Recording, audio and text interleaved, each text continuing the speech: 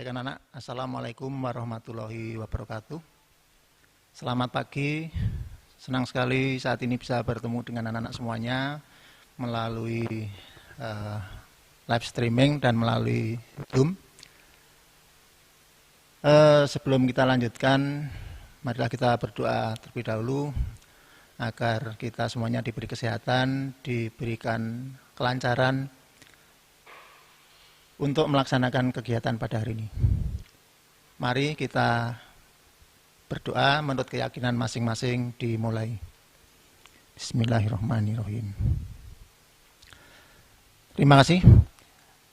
Semoga anak-anak beserta keluarga di rumah tetap dalam keadaan sehat walafiat, tetap menjaga protokol kesehatan karena semakin hari COVID-19 pandemi semakin merajalela, maka kita sebagai orang yang terpelajar seharusnya bisa memberi contoh, bisa berbuat yang terbaik, baik untuk diri sendiri maupun untuk orang lain, sehingga nanti semua umat manusia di seluruh dunia, termasuk di Indonesia, bisa bebas dari pandemi COVID. Amin, terima kasih. Anak-anak sudah 3 hari mengikuti MPLS, anak-anak harus semangat, tidak boleh jenuh, karena anak-anak sebetulnya anak-anak yang berprestasi semuanya. Berprestasi karena telah dilahirkan di dunia, karena dari sekian banyak sel dari bapak dan ibu, itu ternyata anak-anak dan kita semua yang ada di dunia adalah yang terpilih berprestasi. Sehingga dijadikanlah kita itu sebagai manusia yang harus apa? Yang harus memelihara dunia ini dengan baik. Baik anak-anak, kita perkenalkan dulu. Nanti materi yang akan kita bahas yaitu wawasan kebangsaan berkaitan dengan penumbuhan karakter peserta didik, karakter anak-anak. Yang akan membawakan ini adalah nama saya Pak Suparmaji, biasa mengajar mata pelajaran PPKN untuk kelas 8 dan kelas 9, sehingga anak-anak yang kelas 7 sekarang yang baru bisa ketemu besok 1 tahun atau 2 tahun lagi, insya Allah. Kemudian sambil menunggu yang belum masuk, silahkan yang sudah masuk untuk untuk sementara mendengarkan dulu. Kemudian yang belum masuk tetap ditunggu, mudah-mudahan semuanya sehat, tidak ada kendala apapun. Baik, sekarang kita mulai ya anak-anak ya. Tentang wawasan kebangsaan. Apa atau wawasan kebangsaan itu? Wawasan itu suatu pengetahuan ya, pengetahuan, pemahaman sesuatu. Kalau di sini kebangsaan yaitu cara pandang bangsa Indonesia mengenai dirinya sendiri, mengenai Indonesia itu. Ada salah satu dosen, Profesor Muladi ya, dari Undip, itu mendefinisikan, mengartikan ya, wawasan kebangsaan adalah cara pandang bangsa Indonesia mengenai diri dan lingkungannya, dengan mengutamakan kesatuan dan persatuan wilayah dalam penyelenggaraan kehidupan bermasyarakat, berbangsa, dan bernegara. Di sana ada kalimat bagi penyelenggara negara, sehingga yang bertanggung jawab semuanya itu adalah penyelenggara negara. Nah di sini Pak Parmaji sebagai guru merupakan salah satu unsur dari pemerintah yang harus memberikan wawasan itu kepada anak-anak. Sebelum kita jauh ke sana, anak-anak bisa memahaminya dengan misalnya di rumah itu ada wawasan keluarga. Jadi kita harus mengetahui keadaan keluarga kita. Ada wawasan sekolah, ada wawasan wiyata mandala. Ini wawasan kebangsaan. Kalau di rumah contohnya gampang. Misalnya begini, ayah saya pekerjaannya tani, penghasilannya sedikit, atau buruh. Kemudian teman-teman saya sepeda motornya bagus-bagus, baru mengikuti zaman. Nah kemudian saya sebagai anaknya, anak dari Pak Tani atau buruh tersebut, saya minta motor yang harus sama persis dengan apa yang dipunyai teman saya. Itu namanya saya belum mempunyai wawasan keluarga, tidak memahami keluarga. Itu contoh yang kecil seperti itu. Oke, sekarang kita lanjutkan. Monggo Mas Sigit untuk halaman yang kedua. Ketiga ya. Tantangan saat ini anak-anak ya. Tapi tampilannya kecil ya, mudah-mudahan anak-anak bisa menangkap ya. Baik. Tantangan saat ini berbeda dengan tantangan ketika saya kecil. Ketika Pak Parmaji kecil. Sekarang ada istilah tantangan itu F7. Ada food, full, fashion, kemudian film, fantasi, filosofi, kemudian finansial. Apa itu? Jadi tantangan anak-anak sekarang itu semakin banyak. Food itu makanan ya. Kalau di zaman saya kecil makanan itu cuma misalnya telo godok atau mie ayam. Sekarang berbagai macam makanan bisa masuk ke perut manusia. Yang intinya kalau kita tidak hati-hati bisa merusak tubuh kita. Kemudian yang kedua full, bahan bakar. Kalau dulu namanya bahan bakar itu cuma bensin atau minyak tanah. Sekarang bensin sudah bermacam-macam. Bahkan ada bahan yang bukan bahan bakar dijadikan bahan bakar. Misalnya apa? Ada yang bisa membuat mesin dengan tenaga uap atau dengan tenaga listrik. Bahkan ada yang dengan tenaga air. Itu bisa dipraktekkan anak-anak. Kalau melihat di YouTube itu ada mesin yang tenaganya itu air. Yang dulu bukan bahan bakar, sekarang jadi bahan bakar. Itu suatu apa? Suatu terobosan yang merupakan tantangan di zaman sekarang. Kemudian fashion, gaya hidup, tampilan. Tampilan anak-anak di zaman saya dengan sekarang sangat berbeda. Kalau dulu potong rambut, karena tidak punya uang yang motong bapaknya. Itu malunya setengah mati. Mungkin diberadili dan seterusnya. Kemudian pakai pakaian misalnya celana atau kaos, tapi kegedean. Itu kalau anak dulu sangat malu. Sekarang terbalik. Itu malah menjadi fashion. Asal ada orang yang memakai seperti itu kemudian ditiru. Apalagi yang memakai itu artis. Pakai pakaian yang tidak pantas langsung ditiru oleh anak-anak zaman sekarang. Karena adanya apa? Adanya komunikasi yang baik dengan internet. Kemudian film dan imajinasi. Film dan fantasi yang menghasilkan imajinasi. Jadi kalau imajinasi itu diikuti terus, maka anak semakin apa? Jauh dari kenyataan. Contoh saja misalnya sekarang kalau di televisi itu ada film yang semuanya serba bagus, serba indah, serba enak, kemudian anak-anak meniru di dalam kenyataan hidup sehari-hari. Itu maka kita akan apa? Menjadi stres karena tidak mungkin. Contoh misalnya ya, iklan mobil, mobilnya bisa terbang. Kemudian ayahanda beli mobil, kamu coba seperti di iklan itu, maka akan celaka yang terjadi.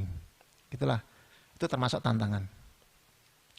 Kemudian filosofi atau pandangan hidup yang bijak.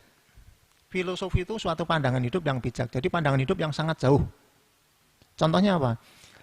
Anak-anak sudah kelas 7 SMP sekarang.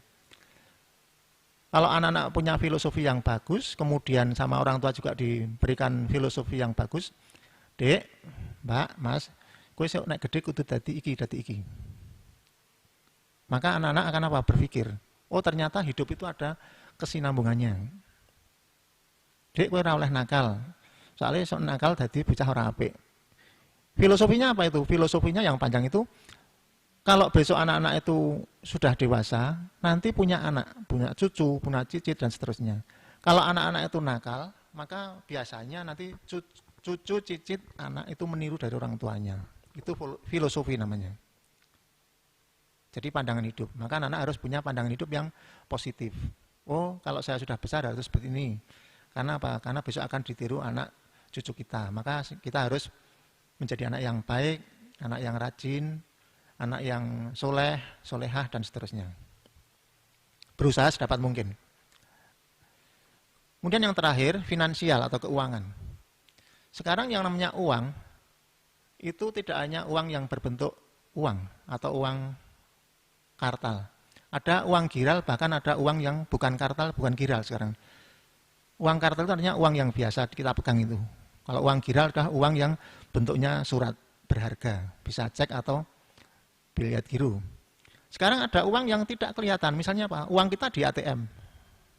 Atau kita mengirim uang dari Jogja ke daerah lain. Itu uangnya tidak kelihatan anak-anak. Sayangnya uang di Indonesia sekarang apa? Uang di Indonesia itu sekarang tidak laku.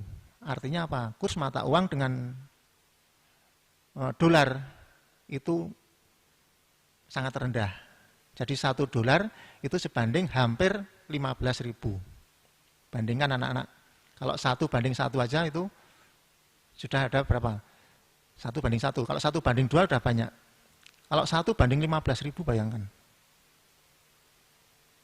Nah dulu ketika Pak Parmaji masih SD, SMP, itu pernah kaya Indonesia. Karena apa? $1 perbandingannya adalah 500 rupiah. Sehingga kita punya uang 1.000 itu habisnya lama sekali. Nah bagaimana caranya bisa menaikkan itu agar uang kita sama dengan Amerika? Caranya sangat gampang tapi susah dijalankan. Bagaimana caranya? Caranya hanya dengan satu kalimat, yaitu kualitas. Kalau kita se-Indonesia termasuk anak-anak semuanya berkualitas, maka orang itu akan mencari produk-produk yang ada di Indonesia. Akhirnya uang luar negeri masuk ke Indonesia, kemudian rupiah menjadi tinggi. Nah di Indonesia termasuk anak-anak melihatnya, punya sepeda motor yang bagus, dalam bahasa Jawanya dipreteli, menjadi jelek, menjadi tidak bagus, pengeluarannya banyak, dan itu kalau di luar negeri tidak laku, dijual di sini pun menjadi rendah. Nah kebiasaan orang Indonesia semacam itu, jadi senang yang tidak berkualitas. Bisa membuat mesin atau gear sepeda motor atau bahan makanan yang lain, tapi kualitasnya mesti rendah. Akhirnya apa? Dunia internasional tidak mau. Akhirnya apa? Kita menjadi konsumsi terus. Membeli dan membeli. Kemudian kurs mata uang menjadi apa? Menjadi anjlok. Baik, sekarang yang halaman 4, Mas. Tantangan yang kedua yaitu hoax. Hoax yang menguasai perbincangan. Media sosial itu wadah perbincangan yang bagus apabila digunakan secara baik. Dampaknya sangat positif.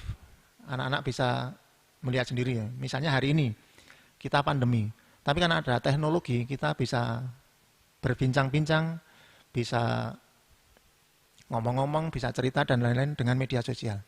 Tapi sayangnya di luar sana itu banyak orang yang menggunakan media sosial dengan ujaran kebencian. Banyak juga orang yang membuat berita-berita palsu.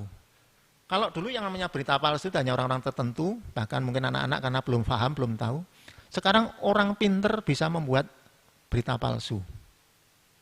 Sampai di tingkat pimpinan, itu bisa membuat berita palsu. Misalnya yang baru saja ditangkap itu, ada seorang dokter yang mengatakan bahwa corona itu tidak ada. Dan seterusnya. Kita tidak menyinggung masalah itu, tapi ternyata akhirnya ditangkap polisi. Karena apa? Menurut pemerintah itu adalah hoax. Mengenai betul dan tidaknya nanti adalah hakim ketika nanti di pengadilan. Itu contoh, orang terpelajar pun bisa seperti itu. Pendidikannya sangat tinggi, bahkan di luar negeri. Apalagi hanya kita, anak-anak ya terutama yang. Maka kita semuanya harus hati-hati. Oke, slide selanjutnya Mas. Terus sikap kita bagaimana kalau seperti itu? Sikap kita yaitu harus apa? Mengetahui situasi dan kondisi negara ini. Seperti yang tadi saya katakan, kalau kita di keluarga ya mengetahui situasi dan kondisi di keluarga. Kalau di sekolah ya sekolah. Sehingga harus apa? Harus punya wawasan. Kalau di sini kita adalah wawasan kebangsaan, kalau di rumah ya wawasan keluarga, kalau di masyarakat ya wawasan sosial, kalau di sekolah ya wawasan sekolah. Intinya kita harus memahami. Kalau kita tidak memahami, maka kita menjadi apa? Menjadi aneh, menjadi stres.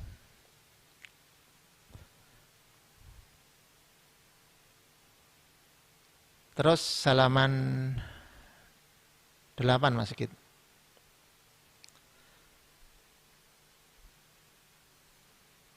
Terus bagaimana perilaku dan tindakan kita untuk memperkuat karakter generasi, termasuk anak-anak yang sekarang kelas 7 ya, baru saja akan memasuki masa remaja ya.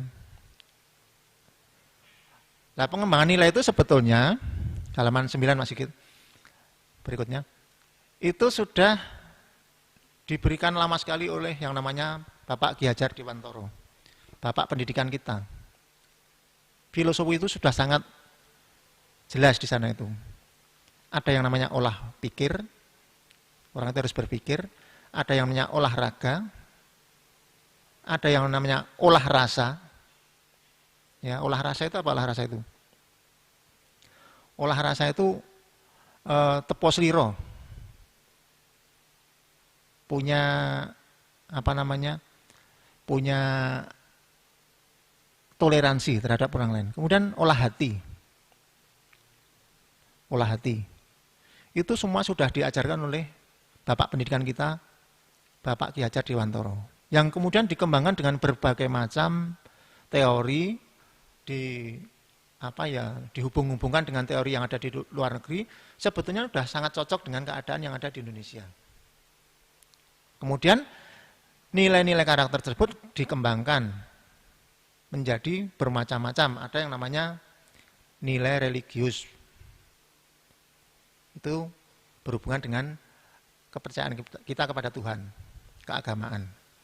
Kemudian jujur, toleransi, disiplin, kerja keras, kreatif, mandiri, demokratis, rasa ingin tahu. Ini saya ganti dengan rasa ingin mengerti. Karena rasa ingin tahu anak-anak itu biasanya diartikan berbeda. Kemudian di tengah itu saya pisah semangat kebangsaan, itu hanya salah satu dari karakter yang diajarkan Ki Hajar Dewantara.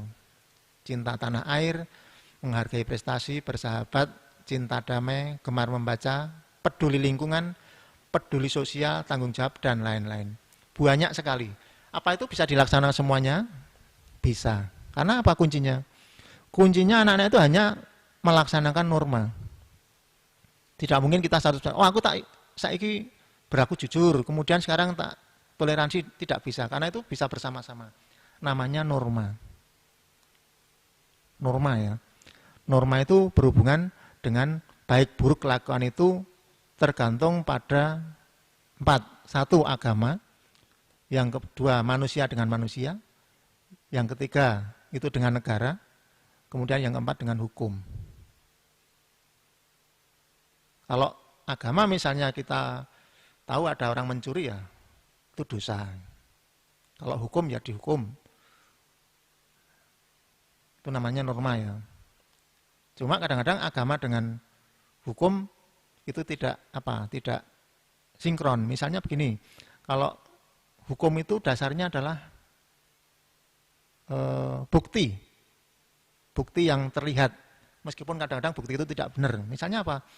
Misalnya anak-anak jalan-jalan, ada orang jalan-jalan kemudian di tasnya itu dimasuki narkoba, maka orang yang bawa narkoba itu yang dianggap salah.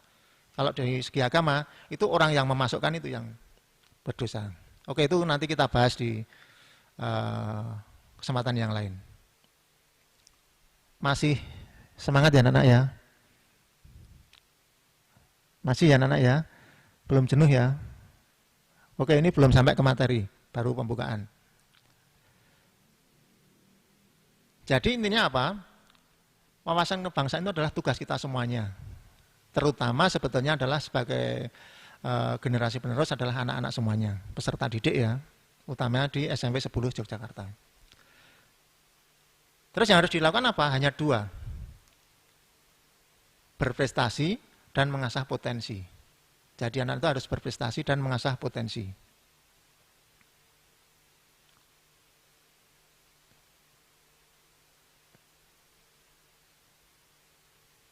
Prestasi itu apa tuh? Prestasi adalah segala sesuatu yang sudah dilakukan,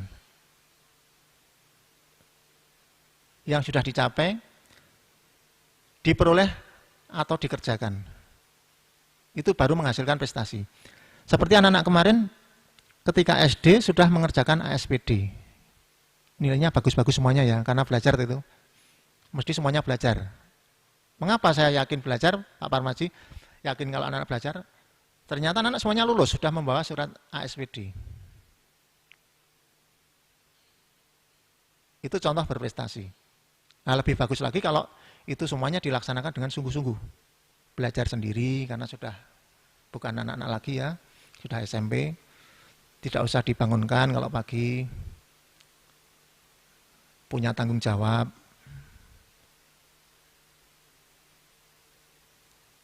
Dan seterusnya. Nah sekarang, potensi yang dikembangkan untuk mendukung wawasan kebangsaan itu ada beberapa, ada yang positif, ada yang negatif. Yang positif misalnya ya, halaman 15 Mas. Yang positif, memiliki idealisme. Jadi kalau anak-anak yang tidak punya idealisme, itu mesti tidak punya potensi yang positif. Maka itu harus ditimbulkan. Misalnya apa? Besok ketika dewasa saya pengen jadi tentara. Itu idealisme. Maka ketika anak-anak mulai sekarang rajin berolahraga, tidak merokok, no? Ibadah yang bagus, berdoa agar nantinya bisa dikabulkan cita-citanya. Itu namanya idealisme.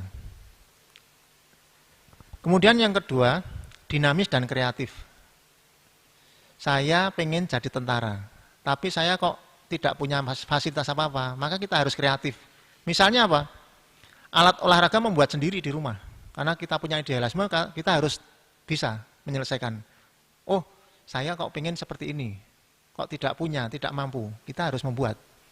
Bagaimana idealisme itu bisa dicapai. Saya ke sekolah kok tidak punya sepeda. Kalau masih bisa jalan kaki, ya jalan kaki. Kalau jaraknya tidak terlalu jauh. Kalau tidak perlu pakai motor, ya tidak usah pakai motor. Karena usianya belum usia boleh memakai kendaraan bermotor. Kemudian yang ketiga, potensi positif yang ketiga, pandai mempertimbangkan risiko. Anak-anak kalau di jalan, itu biasanya meniru yang tua.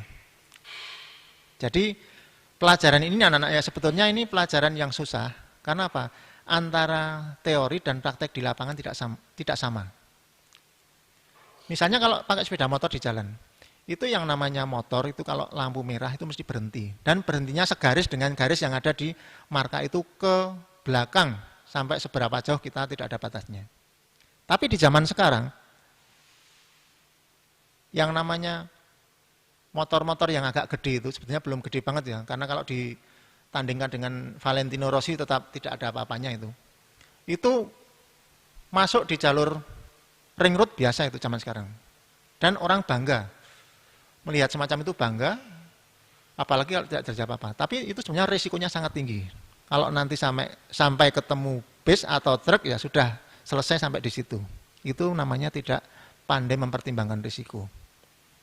Kalau pengen seperti itu ya di sirkuit. Kalau bisa ya sampai ke internasional, tanding sama Valentino Rossi. Nah itu baru bagus. Kemudian optimis dan semangat, mandiri dan disiplin. Nah ini anak-anak ya. Mandiri dan disiplin ini hubungannya dengan pelajaran zaman sekarang yang daring. Saya lihat masih banyak orang tua yang kebingungan ketika memberi pelajaran anak-anak di rumah, mendampingi. Kenapa? Anak-anak kurang mandiri dan disiplin. Kemudian orang tua juga kurang memberikan kemandirian dan kedisiplinan. Contohnya apa? Contohnya di kelas itu masih ada orang tua yang masuk di grup kelas. Itu sangat lucu. Seperti anak TK. Jadi masih ditunggu di dalam kelas itu banyak. Kemarin di kelas 9, kelas 8, itu saya peringatkan yang masuk di sini hanya anak-anak bukan orang tua. Jadi jangan seperti anak TK. Nah, anak-anak berlatih seperti itu di kelas 7 nanti. Jadi kalau pelajaran itu di grup kelas yang ada hanya anak-anak. Orang tua tidak perlu susah-susah mendampingi sampai sebegitu jelimetnya.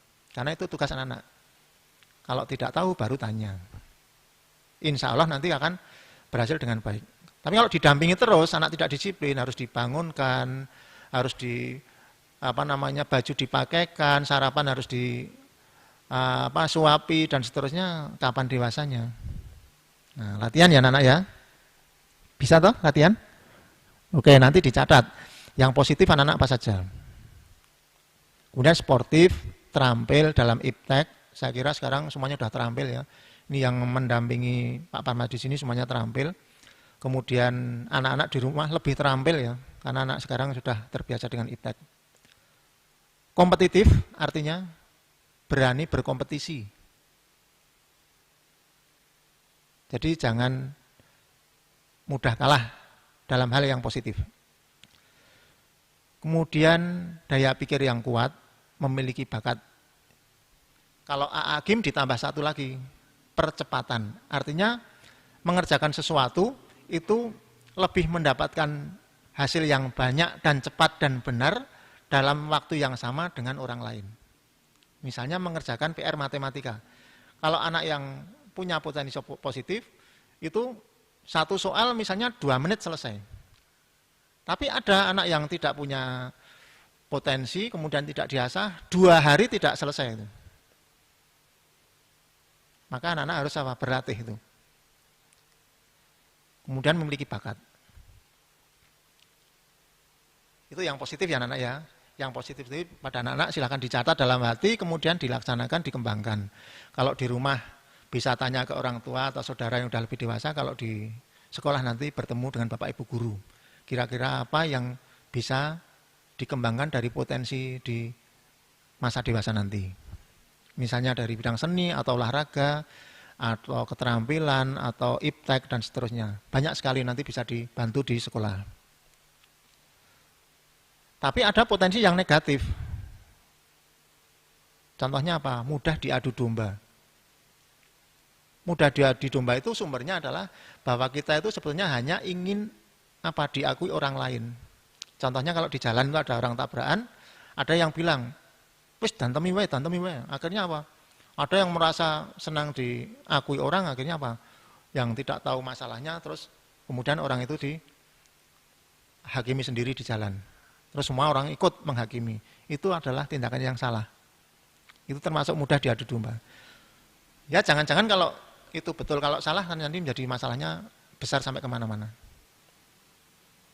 Contoh Pak Parmaji pernah menolong orang tabrakan, tapi ternyata malah apa? Dituduh yang menabrak. Itu pernah terjadi sungguh di dekat rumah sakit PKU Muhammadiyah. Karena apa? Ketika kita menolong ternyata yang menabrak itu pelan-pelan pergi. Akhirnya hanya ada berdua yang kecelakaan dan Pak Parmaji. Akhirnya di situ menjadi apa? Dituduh padahal kita menolong.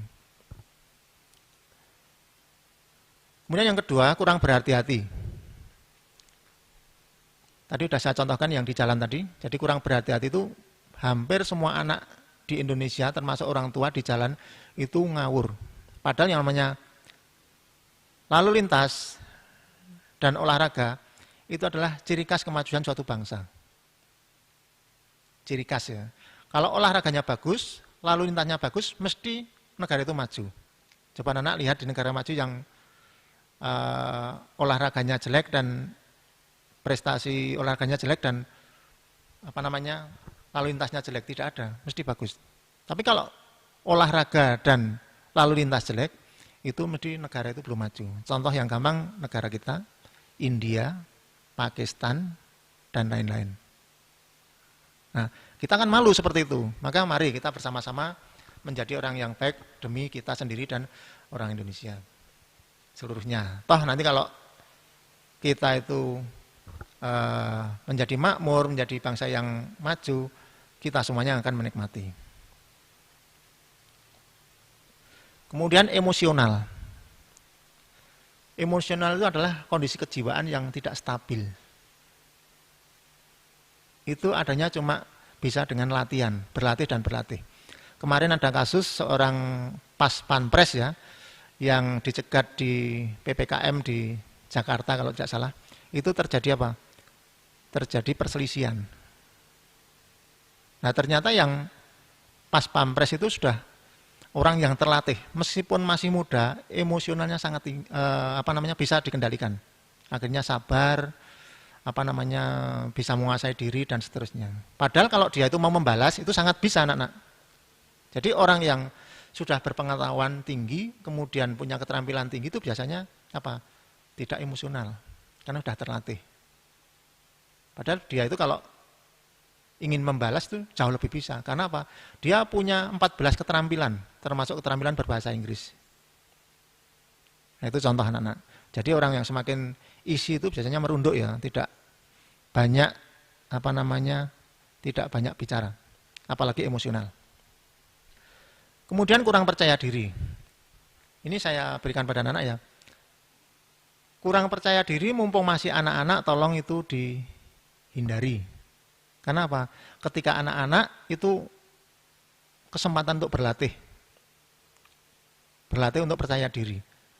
Karena apa? Kalau salah itu tidak masalah anak-anak. Namanya di anak-anak.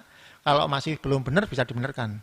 Kalau masih salah nanti masih panjang waktu untuk berlatih.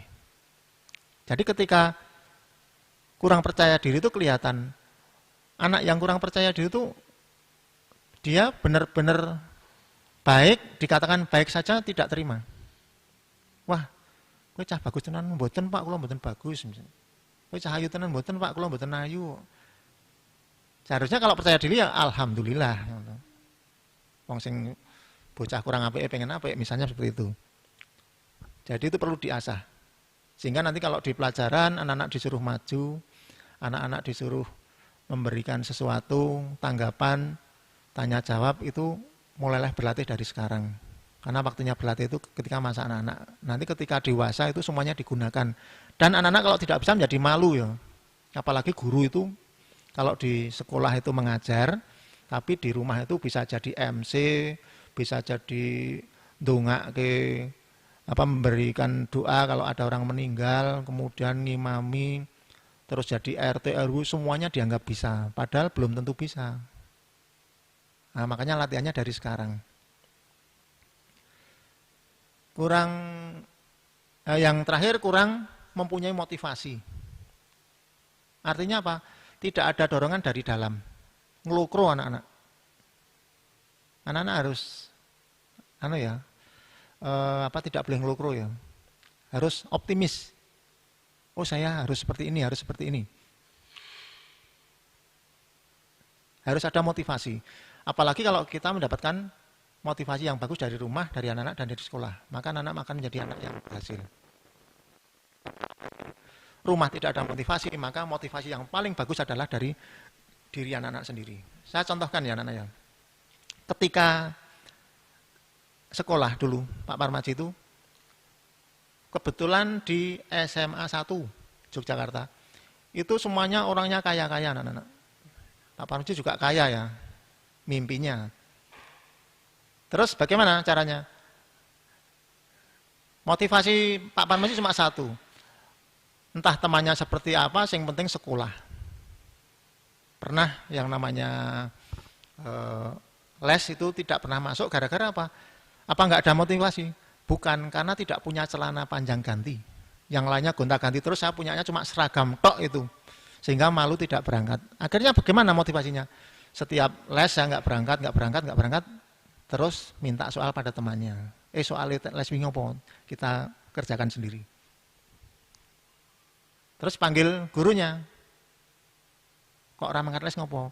Saya jujur, Pak, saya enggak berangkat les bukan karena saya tidak mau, tapi saya enggak punya celana. Betul waktu itu.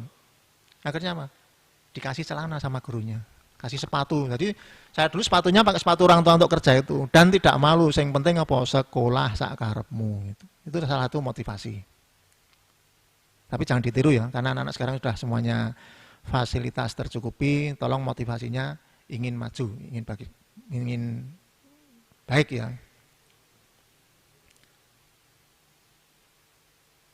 Oke anak-anak, sekarang kita ke halaman 19. Jadi potensi tadi untuk anak-anak tolong digali, kemudian digali, kemudian diasah terus agar nantinya anak-anak menjadi anak yang berprestasi, menjadi anak yang berbakti pada orang tua, kemudian menjadi kebanggaan, toh nanti adalah yang menikmati anak-anak sendiri. Kemudian orang yang berpotensi itu sama dengan orang yang unggul ya. Cirinya ada 3 ini. Jadi 1, memiliki keimanan yang utuh. Anak-anak sekarang saya kira dari segi agama sudah sangat bagus daripada orang-orang dulu seperti Pak Parmaji. Karena sekarang belajar agama itu di mana-mana ada. Kalau dulu harus mencari-cari pelajaran agama itu. Bahkan orang tua tidak ngajari agama. Kemudian yang kedua cirinya orang yang unggul itu melaksanakan amal ibadah. Jadi segala sesuatu itu kita mikirnya ibadah saja, tidak usah mikir yang lain. Karena nanti kalau kita mikirnya ibadah, nanti Tuhan, Allah itu akan memikirkan kita dengan sendirinya. Kita nggak usah berpikir yang aneh-aneh. Kemudian yang ketiga memiliki akhlak mulia, amanah, tekun, disiplin, sabar, adil. Nah, semua itu akan semakin lengkap kalau didukung oleh hal yang positif dari seseorang itu. Misalnya apa? Misalnya sudah bawaan dari lahir bahwa dia menjadi anak yang baik, maka itu akan menjadi lebih baik. Kemudian lingkungannya baik, itu menjadi lebih baik. Tapi kalau lingkungan jelek, lingkungan tidak baik, kok anak-anak menjadi baik, itu super unggul namanya. Saya pernah mengajar di Taman Dewasa Cedis, Yogyakarta, anak-anak. Itu rumahnya anak itu rumahnya di Badran. Ya. Lingkungan yang kurang bagus waktu itu ya, sekarang udah bagus. Ternyata dia menjadi ketua OSIS, kemudian bisa masuk di UGM. Akhirnya dia mengambil jurusan bahasa Jawa. Ditertawakan sama orang lain. Ketemu terakhir dia ternyata sudah menjadi pimpinan Kompas di Jakarta. Dari seorang anak Taman Dewasa Cedis. Itu contoh. Jadi tidak mesti yang dari sekolah yang dianggap pinggiran seperti SMP 10 kemudian tidak melahirkan itu tidak seperti itu. Jadi intinya pada anak-anak semuanya.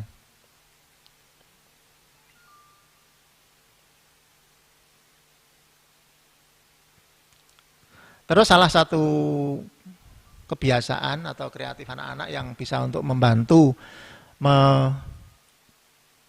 mengasah kreativitas, mengasah potensi agar berprestasi, itu ada beberapa ya. Tolong Mas Sigit di halaman 20 Mas, langsung saja, karena waktunya sudah tinggal sedikit ya. Yang pertama, anak-anak harus mempunyai dorongan ingin tahu besar. Ingin tahu di sini maksudnya ingin tahu yang positif ya. Bukan ingin tahu yang negatif. Kok nilai saya seperti ini, kenapa ya kemarin ya? Dulu anak-anak ya saya cerita di tes di calon pegawai negeri sipil anak-anak. Berapa kali? Cuma sedikit 7 kali. 7 kali alias 7 tahun anak-anak. Tes itu 7 tahun. Nah yang tes terakhir itu saya mempunyai dorongan yang besar. Mengapa? Kok nganti peng 6 sampai 6 kali kok tidak lulus sakjane iki soalnya seperti apa toh? Sebetulnya seperti apa toh? Nah, soal-soal itu saya kerjakan, kalau yang tahun-tahun sebelumnya saya mengerjakannya dengan kunci jawaban, langsung saya peng, kemudian saya pelajari terus, saya hafalkan, ternyata itu kunci salah semuanya. Memang yang membuat soal itu pintar sekali ya. Nah untuk yang terakhir, yang tahun ke-7 itu, setiap butir soal dari 110 soal itu saya kerjakan. Ada satu soal yang tidak bisa terjawab sampai sekarang, saya masih ingat. Siapakah yang menemukan hukum pidana dan perdata di Indonesia? Sampai saya itu tanya-tanya ke ahli hukum. Jawabannya banyak orangnya itu. Itu ternyata keluar benar. Dah, wis ngawur. Kemudian saya ujian, dari ruangan itu isinya 20 peserta, saya selesai itu saya hitung wong 20 dari 20 orang ini tompo sapa ya sesuk ya. Yang diterima siapa ya? Udah, saking lamanya lupa. Ternyata diterima anak. Oh, ternyata apa?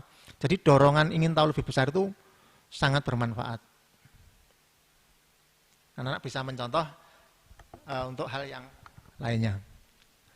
Kemudian sering mengajukan pertanyaan yang baik, memberi banyak gagasan, bebas dalam menyatakan pendapat. Bebas di sini dalam arti menyatakan pendapat bukan karena intimidasi orang lain, bukan karena pendapat orang lain, tapi betul-betul dari pendapat kita yang sifatnya positif, bukan asal kendel ya.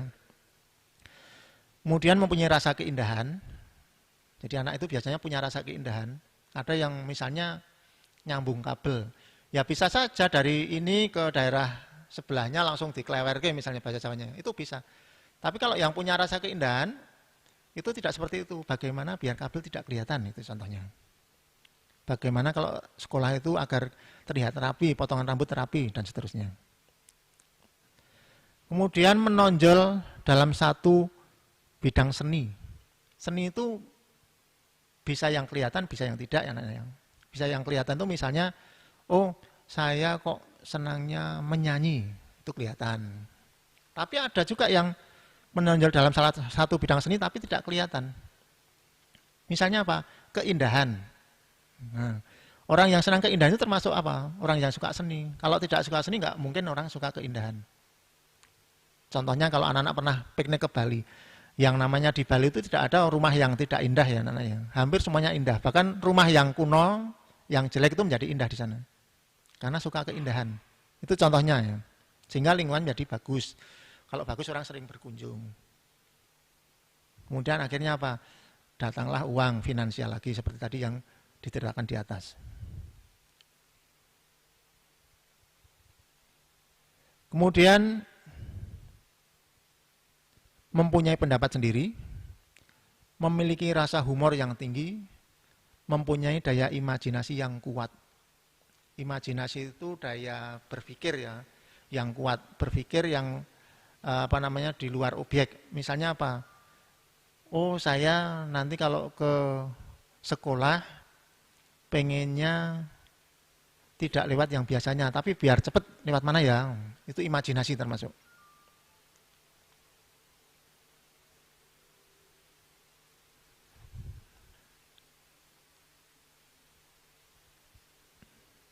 Oke anak-anak, kira-kira itu ya. Jadi intinya harapan dari Pak Parmaji dengan wawasan kebangsaan, anak-anak tahu keadaan bangsa Indonesia. Tahu keadaan sekolah kita. Mulai dari hal yang kecil, yaitu melaksanakan norma dengan baik. Kemudian kalau anak-anak yang terpelajar di rumah ya, bisa memberitahu atau memberi contoh pada orang-orang di sekitar anak-anak yang kurang terpelajar. Misalnya di rumah kok ada kakek nenek kita yang kurang terpelajar, mbah, mbok ngagem masker, itu contoh yang kecil. Pak, mbok ngagem masker karena zamannya sekarang seperti ini. Itu termasuk salah satu contoh. Dan banyak sekali karakter yang harus diikuti karena zaman sekarang sudah karakter di Indonesia itu sudah agak berkurang. Kalau kita bicarakan di sini nanti banyak sekali. Contohnya aja yang kecil ya, misalnya kalau mau masuk di suatu kelas, itu anak-anak biasanya kan tidak ketuk pintu ya, itu yang betul ketuk pintu. Kemudian ketemu sama orang yang lebih tua, itu memberi salam duluan, dan seterusnya. Contoh yang kecil banyak sekali. Nanti bisa sambil jalan ketika kita sudah sekolah secara tidak daring lagi, jadi secara langsung bertatap muka di sekolah. Baik anak-anak, kira-kira itu yang bisa Pak Parmaji berikan. Mudah-mudahan bermanfaat. Mudah-mudahan bisa dimengerti, kemudian bisa dilaksanakan bersama-sama sambil belajar. Ada kurangnya Pak Parmaji minta maaf. Kita akhiri sampai di sini. Assalamualaikum warahmatullahi wabarakatuh. Terima kasih.